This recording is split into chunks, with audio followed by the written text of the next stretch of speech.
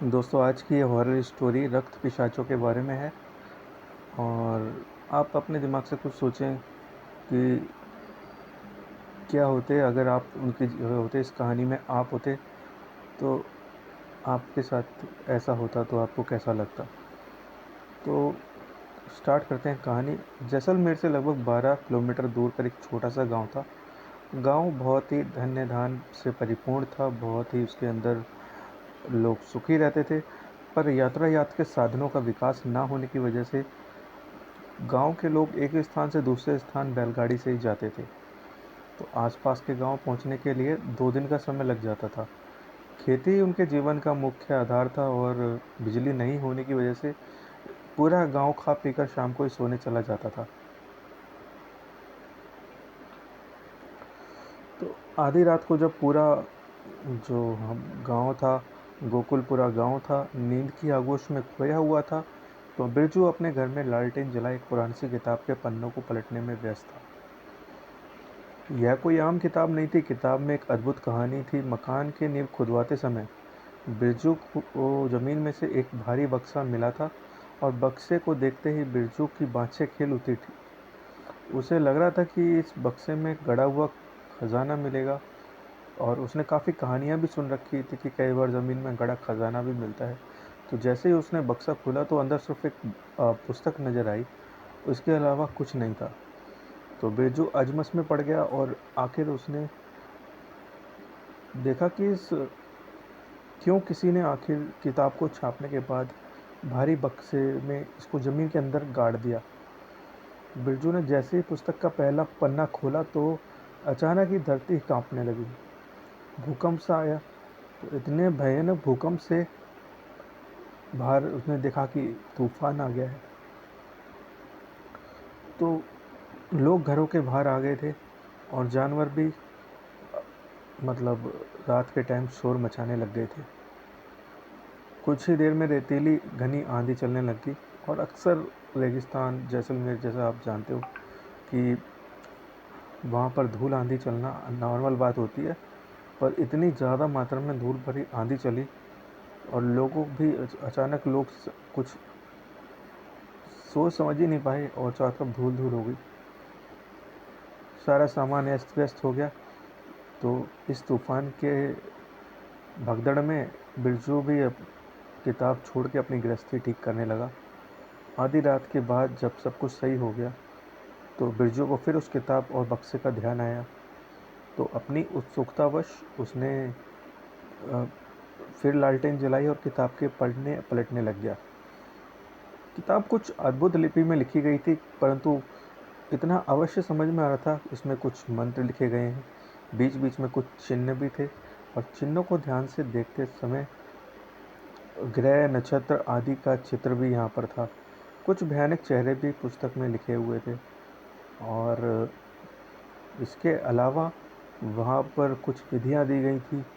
बिरजू ने उस पुस्तक को पढ़ने की उत्सुकता दिखाई और पन्ने पलटते टाइम उसने पाया कि आगे कुछ श्लोक हिंदी में और मंत्र भी लिखे हुए हैं।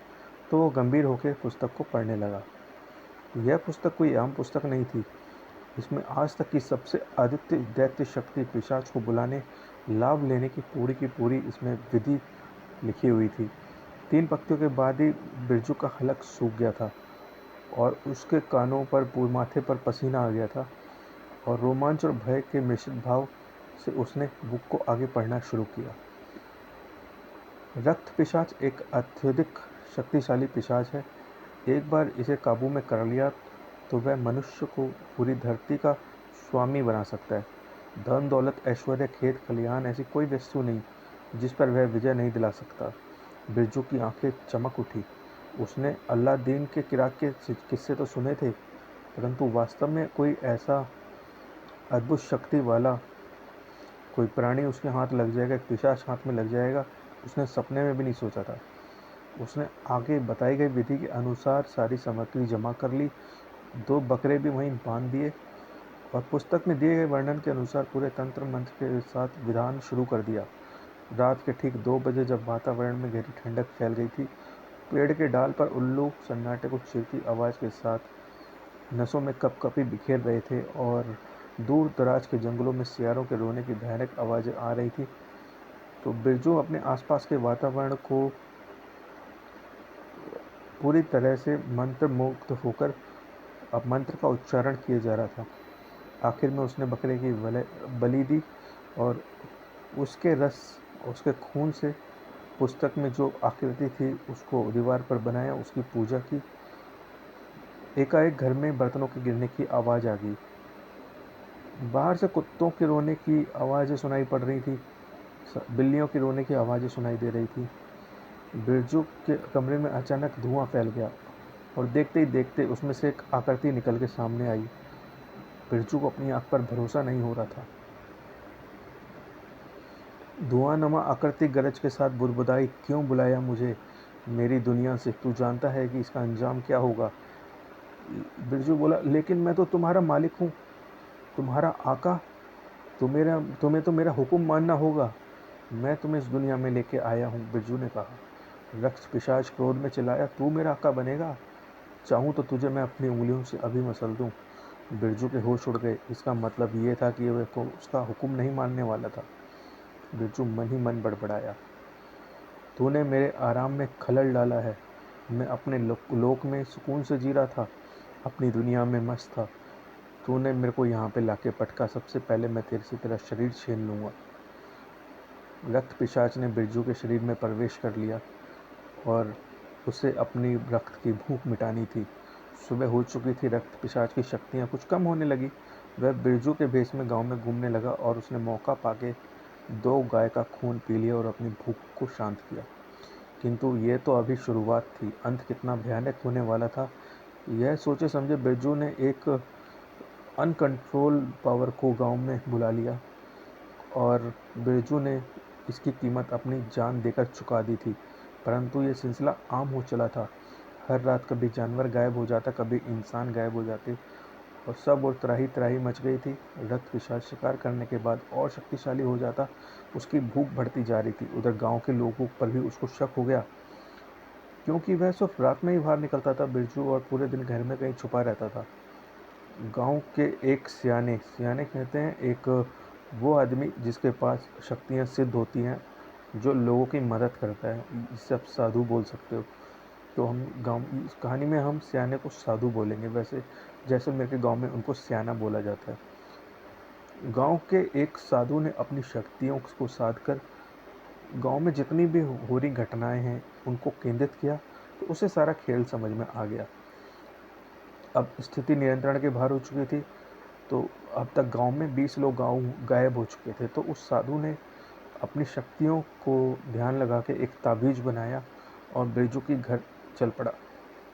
सबसे पहले उसने अपने शिष्य को समझाया और फिर ईश्वर का ध्यान किया और बिरजू के घर की तरफ वह निकल पड़ा। बिरजू के घर के सामने कदम रखते ही उस साधु को एक जोर का झटका लगा। वह दूर जाके गिरा और झटका इतना जोरदार था कि उसका एक हिस्सा शरीर का लकवा मार गया। फिर भी वह अपने कार्य के लिए संकल्प था और जी जान से लगा हुआ था। वह घसीटते हुए फिर घर के अंदर घुसा। सामने से बिरजू गर्दन टेढ़ी करता हुआ घुर्राता हुआ बाहर निकला और बोला, चला जा यहाँ से, चला जा। रक्त पिशाच चिल्लाया। गांव वाले दूर देख के सब कुछ देख रहे थे और फिर जैसे ही उसने बिरजू के पास पहुंचने का प्रयत्न किया, उस साधु के ऊपर घर की दीवार गिर गई और उसकी मौत हो गई। गांव वाले दूर खड़े सब कुछ देख रहे थे। पिशाच सिर्फ रक्त ही नहीं पीता, वो एक बार में पूरा शरीर निगल जाता था। क्या जानवर, क्या मनुष्य, उसके प्रकोप से कोई नहीं बच रहा था। साधु बाबा की मौत की खबर सुनते ही उसके शिष्य ने पूरे गांव को इकट्ठा किया और गुरुजी की पिशाच की शक्ति का अंदाज़ा उनको पहले ही था, तो वो एक अंतिम उपाय बताकर गए थे। अपने चेले को एक अंतिम उपाय बता के गए थे। गुरुजी के अनुसार पिशाच को अब तक क्रोध आ चुका होगा और वो सब पूरे गांव के लोगों की गंध पहचानता था, सुगंध पहचानता था। तो अगर गांव के लोग कहीं भी छोड़ के जाएंगे, वो पीछे पीछे आएगा और एक एक करके गांव वालों को मारेगा। तो इसको गांव के अंदर ही बांधना होगा इस पिशाच को, ताकि जो इन गांव वालों के साथ हो रहा है वो किसी और के साथ ना हो। तो हम लोग इस जन्म में इस प्रकोप से नहीं बच सकते, और ये पिशाच हम अपनी भूख मिटाने के बाद ही यहाँ से इस गांव को छोड़ेगा और एक एक करके सबको खा जाएगा। भाइयों, ये बलिदान का दिन है, हम सबको बलि देके इस दुनिया को बचाना होगा।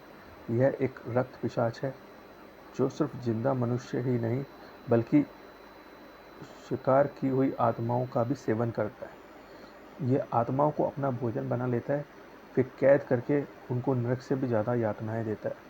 तो हम सबको स्वयं अपनी जान देनी होगी ताकि कोई और इसका भोजन ना बन पाए। पूरी रात उस गांव ने सामूहिक हत्या कर ली थी। लोग जीना चाहते थे, लेकिन उनकी आत्मा कभी तृप्त नहीं हो सकी। वो आज भी वहाँ भटकती हैं, अपने घर, अपने आंगन और उस नाथुपुरा गांव का मोह आज भी उनको वहाँ पर बांधे हुए है। पिशाच एक एक करके सभी जानवर लोगों को शिकार बनाता गया और उसके क्रोध की सीमा बढ़ती ही जा रही थी। बिरजू का शरीर छोड़ अब वास्तविक रूप में आ गया था वो, और धूल और धुएं के गुब्बारे की तरह एक जगह से दूसरे घर में घूमता रहा, और उसे कोई भी जीवित प्राणी नहीं दिखाई दिया, क्योंकि सब लोगों ने आत्महत्या कर ली थी। तो लंबे टाइम तक कुछ शिकार ना मिलने के कारण वह एक सुस्त या फिर एक सोई हुई अवस्था में पहुंच गया, और उसने गांव की सीमा पार करने की बहुत कोशिश की, पर साधु बाबा ने अपनी सिद्धियों से उस पूरे गांव की सीमा को हनुमान बाबा की बबूत से बांध दिया, जिससे उस पिशाच की जो शक्तियां हैं वो गांव के बाहर नहीं जा सकती थी। रातों रात पूरा गांव कब्रिस्तान बन गया, और जहाँ बच्चे खेलते थे, हंसी ठिठोली चलती थी, वहाँ पर मरघट की तरह सन्नाटा फैल गया। रोने वाला तक भी कोई नहीं इस गांव में बचा था। रातों रात पूरा गांव मरघट बन गया, और वीरान हो जाने के रहस्य को आज भी कोई नहीं जान पाया है। यहाँ आने वाली पीढ़ियों के लिए हमेशा एक रहस्य बना हुआ है ये, क्योंकि आज भी इस गांव में जो पिशाच है वो इस गांव की सीमा के अंदर कैद है, बस सोई हुई अवस्था में है। जब भी इसे कोई इंसान की गंध मिलेगी इस गांव के अंदर, वो तुरंत यहाँ पर जाग जाएगा। तो कुलधर जो नाथुपुरा गांव था, उसकी सीमा पे खड़े कुछ लड़कों को एक बूढ़े बाबा ने समझाया कि आप तुरंत यहाँ से निकल जाइए, लेकिन हमने तो सुना है यहाँ पर बहुत सारी प्रेत आत्माएं रहती हैं। उन लड़कों ने बोला, सही सुना है आपने, वो प्रेत आत्माएं कुलधरा के निवासी हैं, जो नाथुपुरा के निवासी हैं। ये उनकी ही आत्माएं हैं, जो वो नहीं चाहती कि कोई बाहर का आदमी उनकी ज़मीन पर पैर रखे और फिर से वही सिलसिला शुरू हो जाए, और हो सकता है फिर से वो पिशाच रक्तपात मचाए। इसीलिए वो किसी को भी यहाँ पर रुकने नहीं देते। अगर उस रात सभी लोग मारे गए थे तो सारे गांव के लिए पहेली है, ये सब आपको कैसे पता? दूसरे लड़के ने ये प्रश्न किया। तो बूढ़े बाबा मुस्कुराए और फिर नाथुपुरा गांव की तरफ देखने लगे, और कुछ ही देर में वो बाबा भी हवा में गायब हो गए। घूमने आए लोगों ने अपने पसीने पोंछे और जल्दी से वहाँ से निकल दिए। तो दोस्तों, कैसी लगी आपको ये कहानी? अगर अच्छी लगी हो तो इस चैनल को सब्सक्राइब करें और अपने विचार ज़रूर रखें। तो इस कहानी में जो भी स्टोरी बताई है मैंने, वो सिर्फ एंटरटेनमेंट के लिए है। किसी और वजह से इसको ना देखें और अपने दिमाग का इस्तेमाल करें।